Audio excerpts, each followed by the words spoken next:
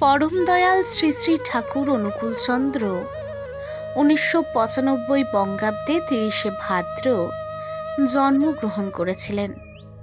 তিনি ধর্ম, অর্থ, কর্ম, পরমার্থ, অধ্যাত্ম, রাজনীতি, সমাজনীতি, অর্থনীতি, বিজ্ঞান, শিক্ষা, বিবাহ, কৃষি, শিল্পকলা, বাণিজ্য, বৃত্তি, সত্তা, ব্যষ্টি, সমষ্টি, অতীত ও বর্তমান, ভবিষ্যৎ সব কিছুকে এক মহা সমন্বয় সূত্রে গেঁথেছিলেন।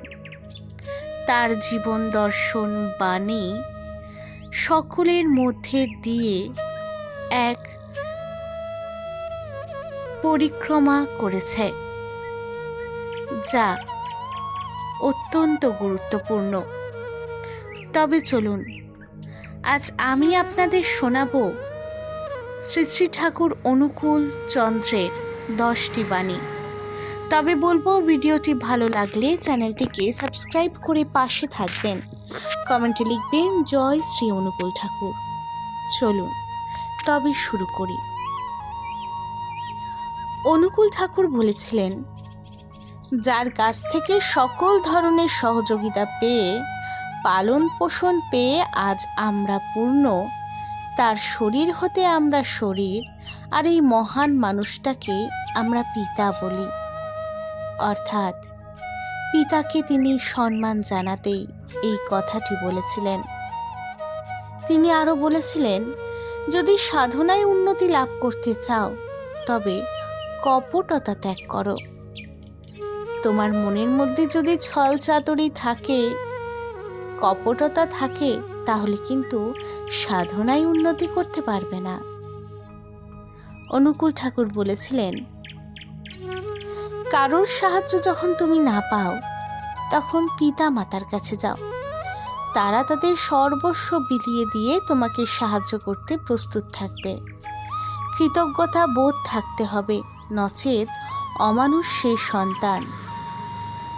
বিপদের সময় পিতা মাতা ছাড়া কেউ পাশে থাকবে না, এটাই বলেছিলেন ঠাকুর।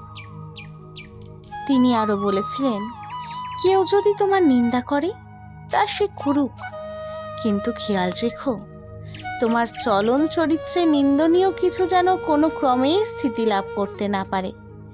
নিন্দা ব্যর্থ হয়ে উঠবে। অর্থাৎ কেউ যদি ইচ্ছে করে নিন্দা করে, তাকে করতে দিও।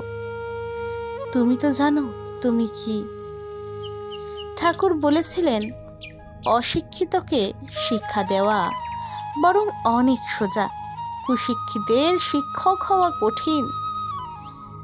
আমরা মূর্খদেরকেও শিক্ষা দিতে পারবো, তাকে শিক্ষিত হিসেবে গড়ে তুলতে পারবো, কিন্তু যারা কুশিক্ষায় বড় হয়েছে তাদেরকে শিক্ষিত আমরা করতে পারবো না। কপট ব্যক্তি অন্যের কাছে সুখ্যাতির আশায় নিজেকে নিজেই প্রবঞ্চনা করে। অল্প বিশ্বাসের দরুন অন্যের দান হতেও প্রবঞ্চিত হয়।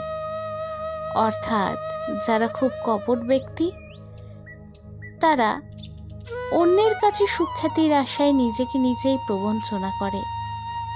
এটা তো তুমি ঠিকই শুনলে। তিনি আরো জানান,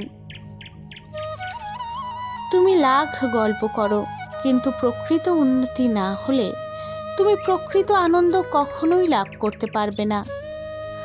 কপটাশয়ের মুখের কথার সঙ্গে অন্তরের ভাব বিকশিত হয় না, তাই আনন্দের কথাতেও মুখে নীরসতার চিহ্ন দৃষ্ট হয়। মুখ খুললে কি হয়? হৃদয়ে ভাবের স্ফূর্তি হয় না।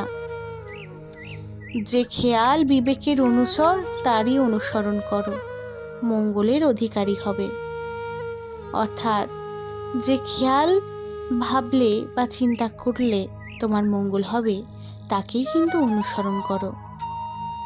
তিনি আরো বলেন, সরল ব্যক্তি ঊর্ধ্বদৃষ্টি সম্পন্ন চাতকের মতো, কপটি ব্যক্তি শকুনের মতো। ছোট হও, কিন্তু লক্ষ্য উঁচু হোক, বড় উচ্চ হয়ে লাভ নেই। তিনি আর কি বলেন? তিনি বলেন, সংযত হও, কিন্তু নির্ভীক হও, সরল হও, কিন্তু বেকুব হও না। তাই বলে দুর্বল হৃদয়ে হয়েও না। অর্থাৎ তিনি বলেছিলেন সাহসী হও, সংযত হও, কিন্তু কাউকে ভয় পেও না। সরল হও, তবে বোকা হইও না। তবে কিন্তু পৃথিবীর কাছে টিকতে পারবে না। তবে কেমন লাগলো শ্রী ঠাকুর অনুকূল চন্দ্রের বাণী? ভিডিওটি আজ এই পর্যন্তই। জানাতে ভুলবেন না। থাকুন ভক্তির সাথে।